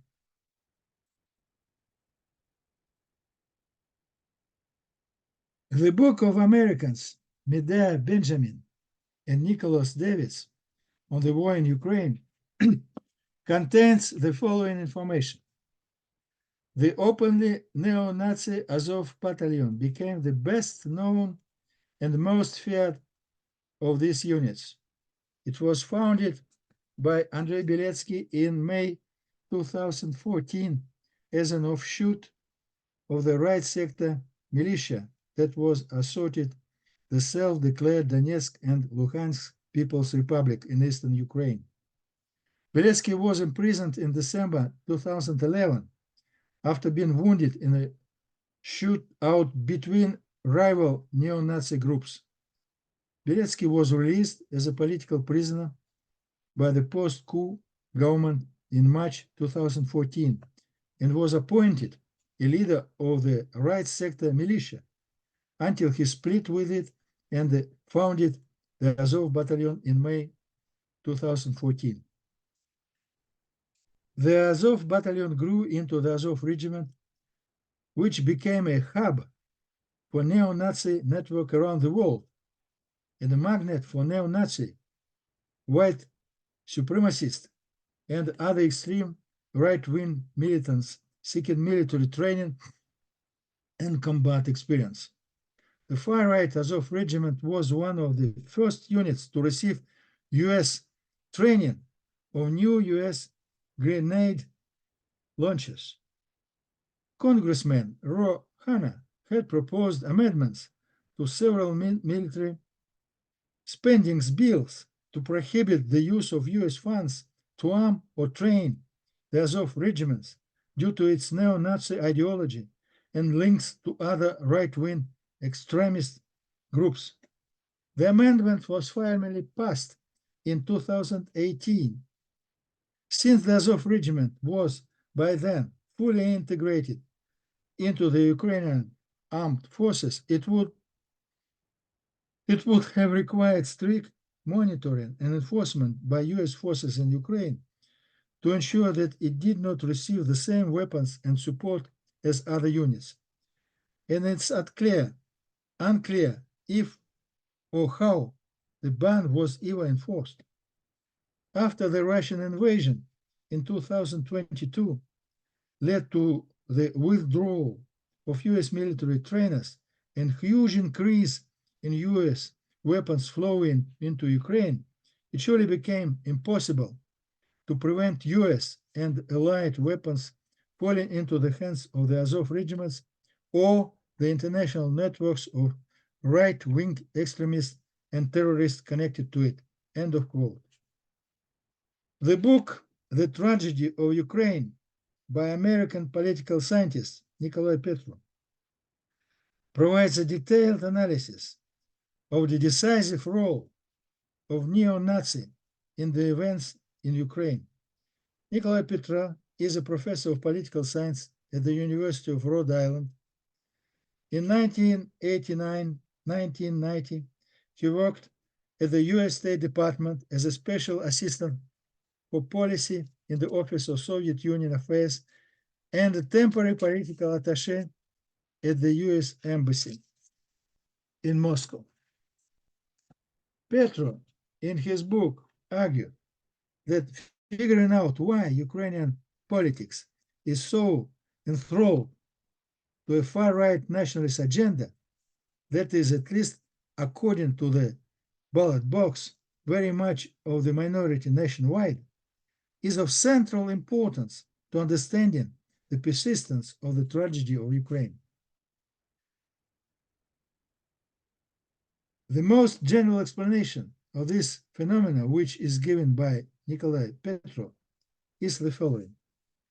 The 2014 Maidan became a watershed moment for Ukrainian politics, the moment when national politics shifted from the pursuit of consensus to the pursuit of explicit Galician political and cultural dominance. This explains why so many malicious Ukrainians at the time regarded it as a coup. Ukrainians would soon witness many acts of violence by armed nationalist militias in open defiance of the judiciary, law enforcement, the president, and the parliament. The precedent for such impunity was set by the blanket amnesty that the Rump parliament passed for all acts of violence committed on behalf of the Maidan, including looting, rape, and even murder. Such an all-out assault on state and legal institutions would be a challenge for any new government. To show up its uncertain authority, the post-Maidan governments in Kiev had to rely on the radical nationalist elements that had brought it to power and would be beholden to them, whether it wanted to be or not. President Petro Poroshenko's stunning transformation as president of Ukraine from an opponent of Ukrainian nationalism into one of its prime sponsors highlights the extent to which the far right has set the tone for national politics since 2014. It's why his Minister of Transportation, Vladimir Omelian, confidently predicted that by the end of his presidency, Volodymyr Zelensky would be similarly transformed. Each new president of Ukraine begins his cadence with the conviction that he is the one who can conduct a constructive dialogue with Moscow, and that he has been given the role of peacemaker who will do business and develop good relations. And every president of Ukraine has ended up becoming de facto follower of Bandera and fighting the Russian Federations. End of quote. In his book, Nikolai Petro also testifies to the role of the United States in the unfolding of the Ukrainian events. Here's what he wrote about it. Western governments took an active and open interest in changing the course of Ukrainian politics. The groundwork for this had been laid back in 2003 when US Secretary of State Condoleezza Rice, dissatisfied with the timid proposals of her policy planning staff, brought in Stephen Krasner, a Stanford scholar who argued that the sovereignty of weak states should be limited because of the threat they pose to the international order. Together with Carlos Pascual, a former director in the National Security Council responsible for Russia, Ukraine, and Eurasia, as well as US ambassador to Kiev from 2000 to 2003. They devised a strategy of anticipatory US intervention in the domestic affairs of such weak states.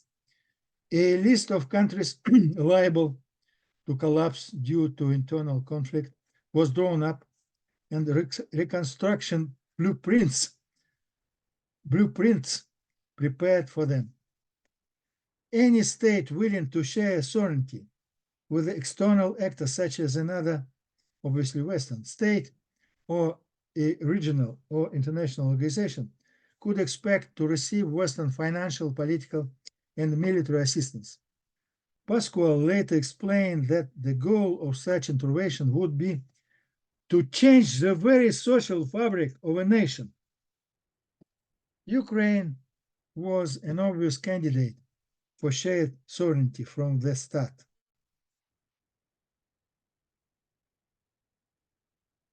Not all members of the French elite share the American position on Ukraine. These include French geopolitician Pascal Boniface, director of the Institute of International Strategic Relations. In 2023, he published a book entitled The War in Ukraine, a Geopolitical Shockwave. After reading the book, I wrote the author a letter. Dear Monsieur Boniface, I have carefully read your book and admire your research honesty and the civic courage. I'm also trying to write something about the war on the territory of Ukraine. I would really like to know your opinion about my publications on this subject. As far as I understood, you are relying in your book on an approach that has been called realism by experts in international relations. As an economist, for many years, my publications have been based on the approaches of constructivism and historical institutionalism. I have published 2 books written in this vein in the Paris publishing house L'Harmattan. These approaches are not very popular in France, either in economics or, as far as I know, also in international relations. It seems to me that the applications of a constructivist approach in the Ukrainian crisis can be carried out in particular by studying the influence of the ideas of German Nazism in Ukraine and Italian fascism in Russia on the events taking place. In Ukraine, the beginning of the growth of this influence was laid by President Viktor Yushchenko, whose wife was a former employee of the White House under President Ronald Reagan. The influence of Nazi and fascist ideas continues to occur in Ukraine and Russia in completely different ways. If in Ukraine, neo-Nazism strengthened its influence as a result of the violent actions of its thugs and their armed formations, then in Russia, the violent actions of neo-fascists, and even more so the emergence of armed formations, were severely suppressed by Vladimir Putin, however, keeping the neo-fascist leaders at a distance. Gradually, he himself completely borrowed their ideology.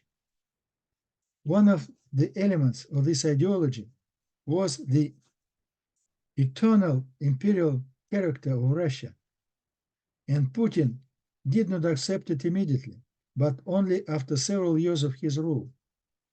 Putin changed his ideological preference in accordance with the circumstances that somehow influenced the preservation and strengthening of his power. Such circumstances were his subordinate position in the G8 and the protest movement of 2012 in Russia. In connection with that, Putin made the transition from neoliberalism first to right-wing conservatism and then to fascism in its Eurasian version. However, for a deep understanding of Russian-Ukrainian conflict, the approaches of realism and constructivism must be complemented by the approach of historical institutionalism. In fact, there is currently a confrontation between 2 empires of the territory of Ukraine. One, Russia, is almost dead as an empire, and the other, the United States, is on its way to its end. There is a fairly extensive literature characterizing the United States as an empire. The behavior of empire is related to the social order that operates on their territory. For the United States, this is an order in which money is the most important source of power. I call this order the monetary social order. I am considering the evolution of the Russian social order, Putin's version of which I have called the patronal social order. It is the nature of this social order which, under the guidance of Putin, wanted to strengthen its position with a small victorious war that can explain its beginning. End of quote of my letter. Emmanuel Macron said that the war in Ukraine is an existential war for France and Europe. Putin has long talking about the existential threat to Russia from foreign policy of the United States and the West as a whole. I believe that each of them is right if I understand by countries not their people's populations, but the social orders existing in them, and the world order closely related to the Western social order, monetary social order. In the Western social order, money is the most important source of power. The extension of the Western monetary social order on the world stage represents the free access of Western capital to the markets and resources of other countries. If the legitimacy of such access was not questioned during Yeltsin's presidency, then Putin put an end to it, especially in the oil and gas industry. The foreign policy course of the United States and the West in general towards Russia was aimed at changing Russian social order and Russian foreign policy in a way that would correspond to the interests of the ruling circles of the West. Putin responding to this challenge from the West, led by the United States, with a war on the territory of Ukraine in order to preserve his social order. Russia's response would be different, namely the creation of a social order at home that would be attractive to the people of Western countries. The peoples of these countries are not at all enthusiastic about their monetary social orders. And if there is a more effective socio-political and economic alternative, they would make efforts to implement this alternative. To put an end to this terrible war, Russians and Ukrainians must understand the content of the ideologies that provoked it and that justify its continuation. There are three of these ideologies: American neo-conservatism, Ukrainian neo-Nazism, and Russian neo-fascism. Russians and Ukrainians must also understand that this is not their war, and that Ukrainian state must disconnect itself from both the influence of the United States and the influence of neo-Nazi, just as the Russian state must cease to be an instrument of the Corporation of Russian Special Services. Now Ukrainian soldiers are dying, actually defending the global hegemony of the United States, absorbing the ideas of Russophobia propagated by neo-Nazis. And Russian soldiers are dying on the battlefield, actually supporting Putin's regimes harmful to the Russian people. Thank you very much for your attention.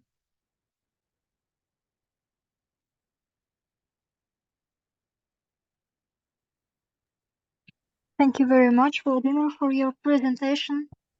And as far as I know, Alexei wanted to make some questions. Yes, please. Yeah, thank you. I have not much time, but I still have a couple of questions. First, thank you very much for this broad overview. I'm still not fully convinced about the idea that we have a kind of neo-fascism in Russia.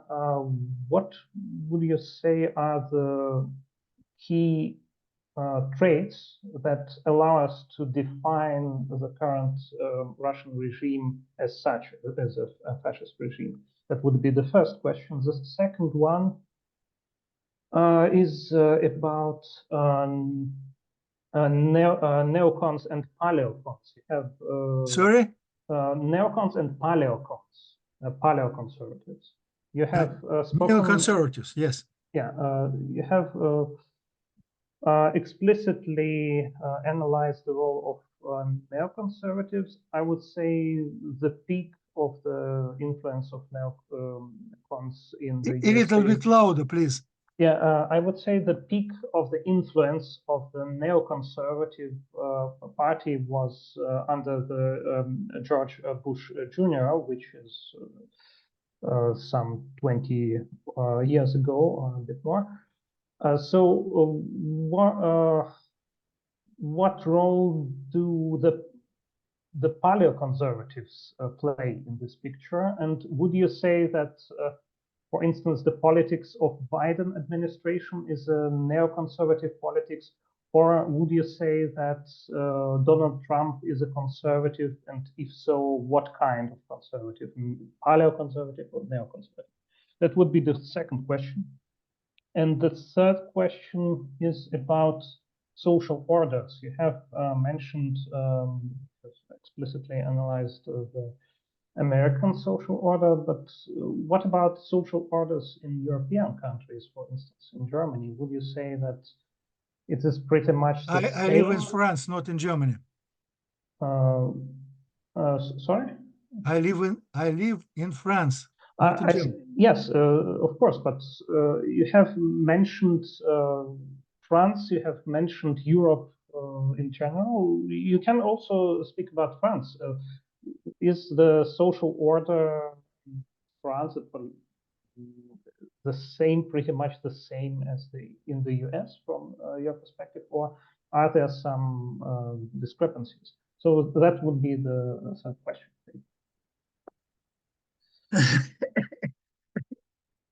All your three questions are similar.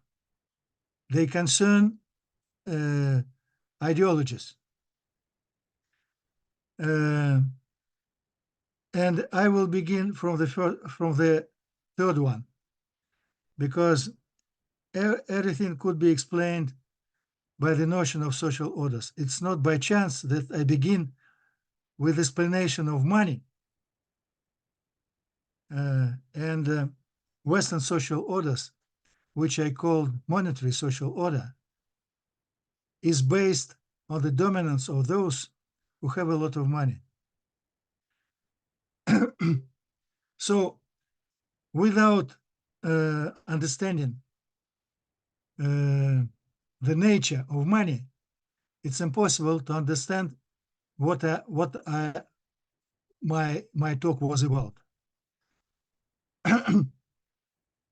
So in this sense, in France, in Germany, in the United States, social orders are the same. They are monetary social orders. But there is a great difference in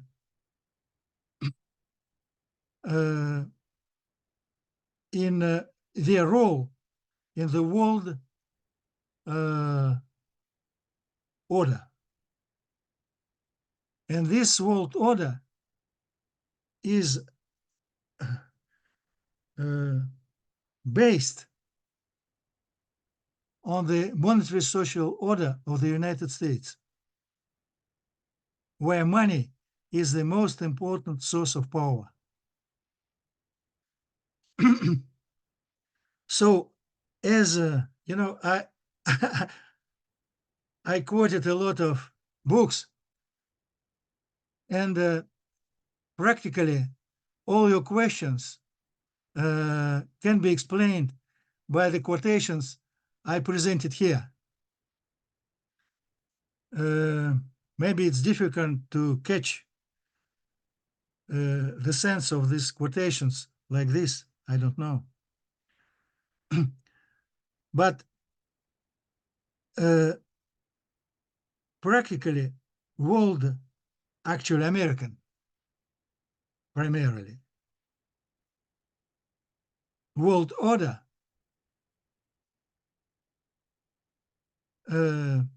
has its aim the preservation of monetary social orders of the West. And there is a difference of attitude of the United States to Western European countries and to the rest of the world.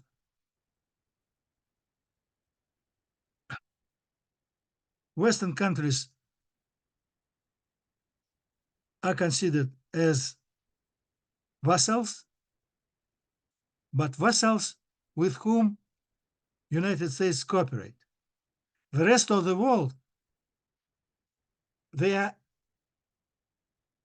adversaries with whom practically the United States, and this is the most important feature of neoconservatism. The writings of Kagan, which I quoted, tell it very clearly. So the approach of the United States to the rest of the world is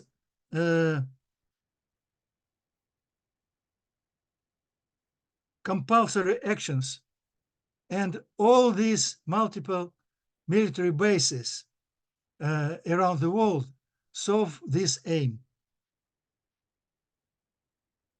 So I think that I tried to answer all your 3 questions. Maybe I did not. You can continue to ask. Well, I have a vastly different picture of international relations, but let's leave it at that. There is still the question concerning the traits of today's fascism, as you say. So it is not fully clear for me why you think that Marlene Laruelle's arguments are not valid, that we do not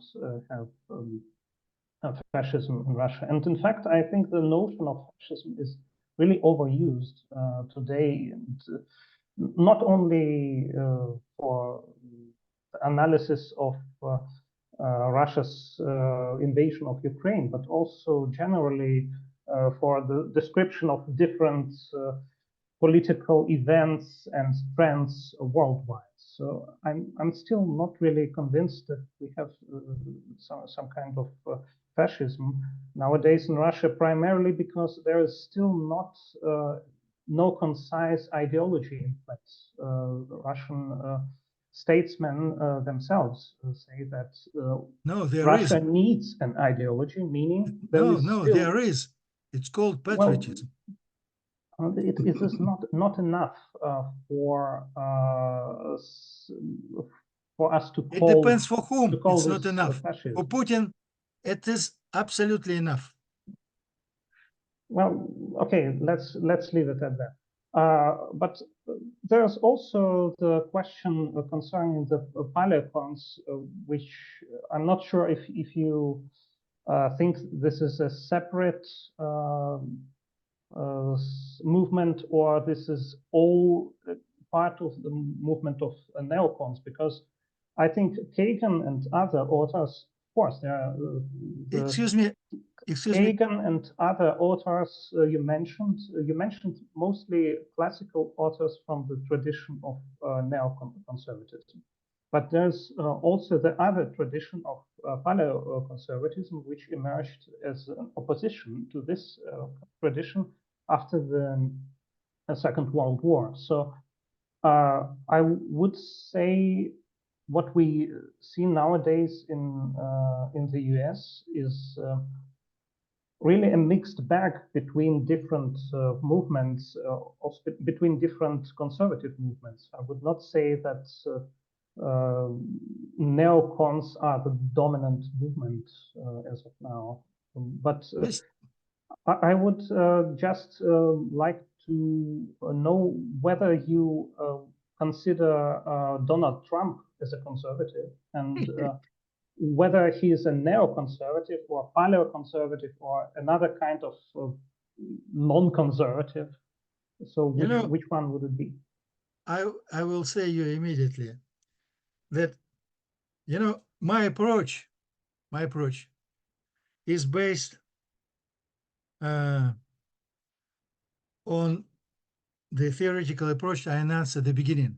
I don't know whether you were present or no. It's constructivism, historical institutionalism, and pragmatism. And my objective is not investigation of ideologies and thoughts by themselves. I study them as a part of reality, influence this reality, influence the people acts, you see. And institutionalism consider the reality is human behavior as following some kind of rules.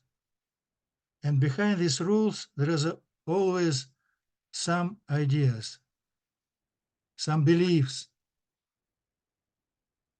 And so I consider from this point of view. And I'm not interested really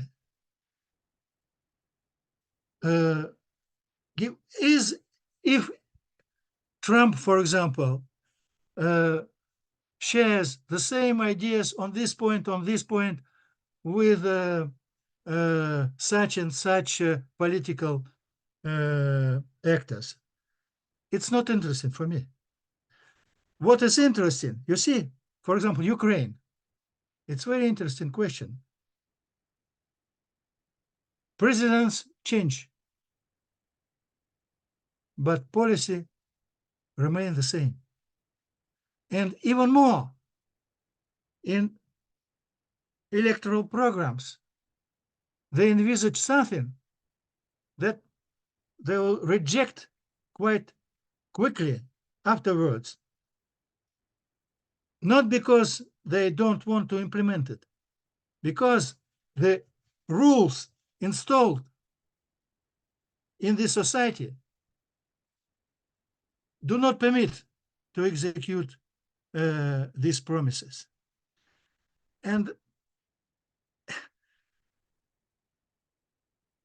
Nazism in Ukraine and fascism in Russia. If we consider from this point of view how certain ideas which can be called Nazi and fascist, just there is some investigations, profound investigations of appropriate characteristics of these ideologies. We can see that these thoughts, these beliefs influence very much, but in different way. In different way. In Ukraine, this influence was because of the violence possibilities of Nazi organizations, groups, far right, right sector, Azov, most important of them. And Russia is different because simply Putin, what he did, he rejected even thinkers, but what he observed these ideas and implementing them in practice. That's why we can characterize from practical point of view, these two regimes as Nazi and fascist.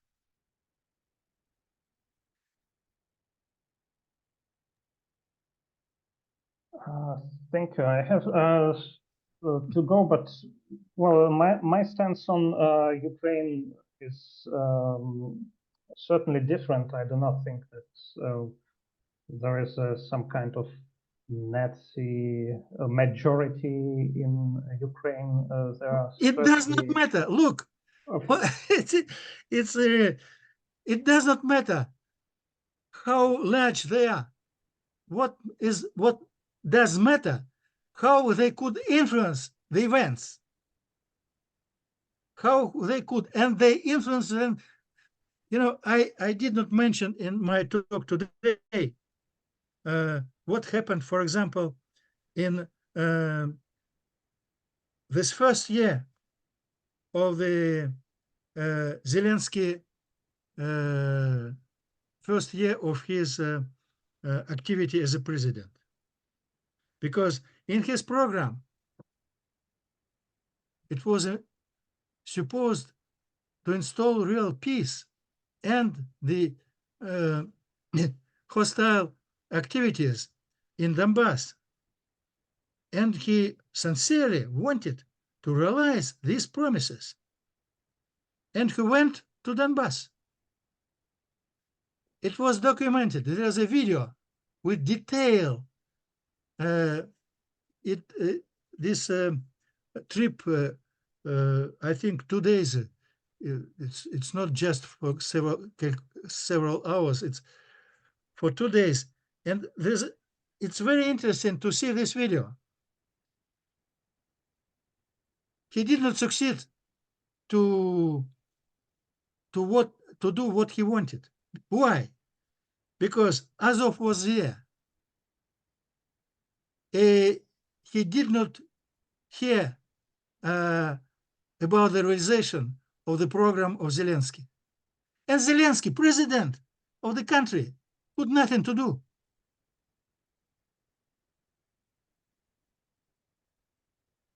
And I quoted the words of one of the ministers under the president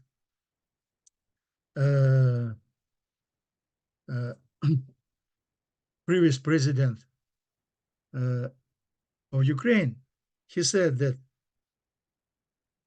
I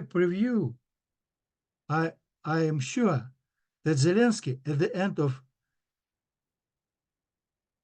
his presidency will be advocate of Bandera and will make the policy which is nothing in common with his presidential promises. And it's the case. It's the case. So when I hear, oh, but it's just 1% of Ukrainians who vote for far right. But it does not matter. The matter that they decide what politicians will do. And during Maidan, it's very well said that Maidan for 2014 is a watershed of Ukrainian politics. It's very well said. Because, and I don't know, maybe you did not see what happened this year, but it was how many years ago, followed very carefully what happened. And I saw how deputies of the national parliament were taken by armed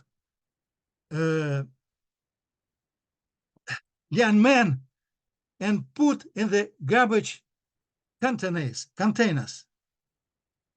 Can you imagine it?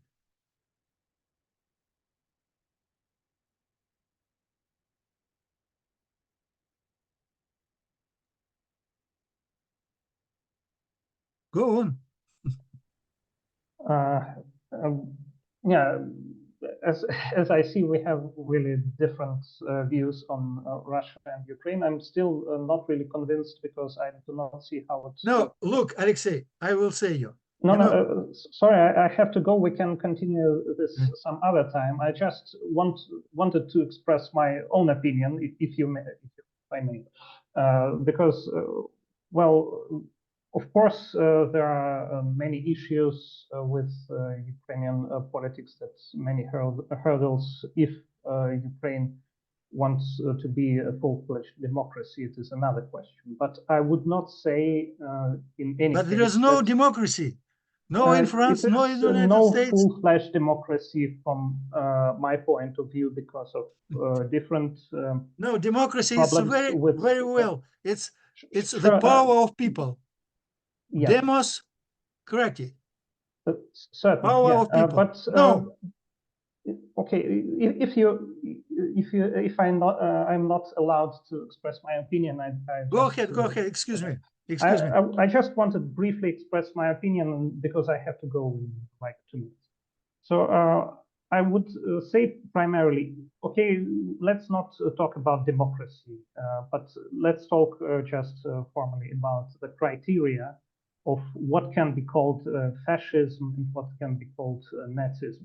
I still do not see these criteria applicable to Russia in case of fascism or to contemporary Ukraine in case of Nazism. This is my position. I still do not see what kind of criteria you apply apart from the idea of patriotism for Russia, for instance. That would be my main point here. But sorry, I have to be elsewhere in 5 minutes. Thank you for the presentation. Thank you very much, Alexei. Thank you. And thank you very much. We will stop the recording now.